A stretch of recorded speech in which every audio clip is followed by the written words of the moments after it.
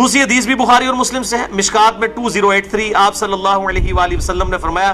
شب قدر کو رمضان کے آخری عشرے کی تاک راتوں میں تلاش کرو، 21ویں، 23ویں، 25ویں، 27ویں اور 29ویں۔ پانچویں حدیث صحیح مسلم سے ہے، مشکات میں ہے 2088۔ سیدنا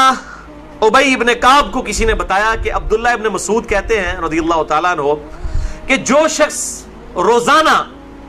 آخری پہر جاگے گا تہجد کے وقت تو وہ شب قدر پا لے گا۔ اب یہ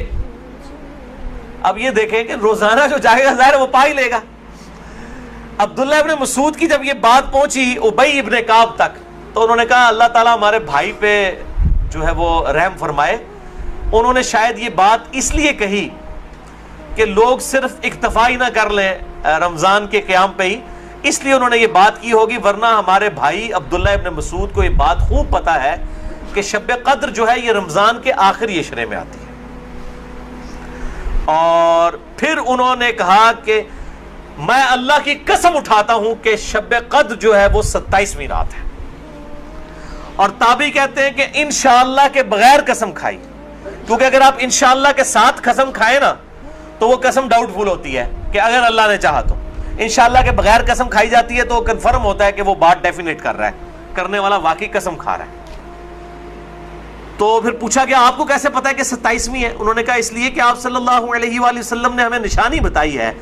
کہ اس رات جب سورج صبح کے وقت طلوع ہوتا ہے تو بغیر شعاؤں کے ہوتا ہے، یعنی بالکل ٹکیاں نکلتی ہے، اور ویسے تو عموماً ویسے بھی ٹکیاں نکلتی ہے لیکن وہ شاید زیادہ دیر تک کے لیے ٹکیاں رہتی ہے۔ اب حالانکہ باقی روایتوں کے اندر 21ویں 23ویں بھی آیا ہے، اور یہ قسم اٹھا کے 27ویں، تو اس سے مراد پھر تطبیق یہ ہوگی کہ جو انہوں نے پائی ہے وہ اس سال 27ویں کو آئی ہوگی، ورنہ تو یہ بدلتی رہتی ہے۔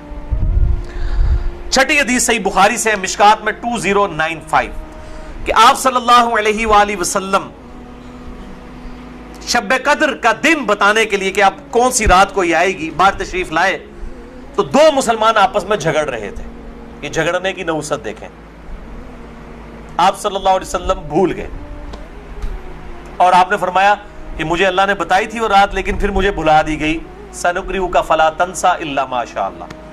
اور پھر آپ نے فرمایا کہ اس وجہ سے بھلائی گئی کہ یہ دو مسلمان آپس میں جھگڑ رہے تھے، اور پھر کہا ہو سکتا ہے کہ اللہ کی اسی میں بہتری ہو، یہ بھی ساتھ کہہ دیا، ورنہ انہوں دو مسلمانوں نے لوگ قیامت تک کوستے رہتے، بھائی اللہ نے بتانا ہوتا تو بعد میں بتا سکتا، اللہ کے لیے تو کوئی مسئلہ نہیں تھا، اسی میں بہتری ہو، اور یہ واقعی بہتری ہے۔ اور پھر فرمایا اب تم اسے 21ویں 23ویں اور 25ویں میں تلاش کرو۔ اب یہاں 27ویں 29ویں کا ذکر کوئی نہیں ہے،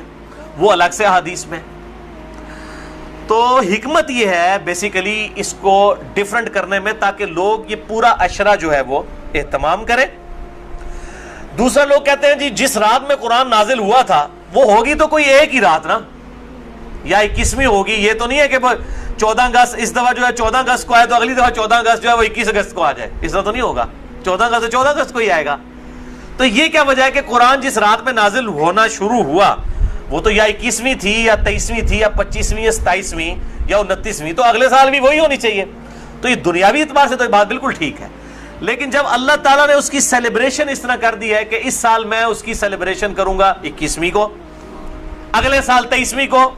اس سے اگلے سال 27ویں کو، اس سے اگلے سال پھر شاید 21ویں کو ہو جائے، پھر کبھی 29ویں کو، تاکہ یہ روٹیٹ کرتی رہے، مسلمانوں کا شوق برقرار رہے۔ اس میں نظر کچھ نہیں آنا ہوتا، بس قیام کرنا ہوتا ہے، اللہ تعالیٰ 82 سال کی عبادت کا ثواب لکھ دے گا۔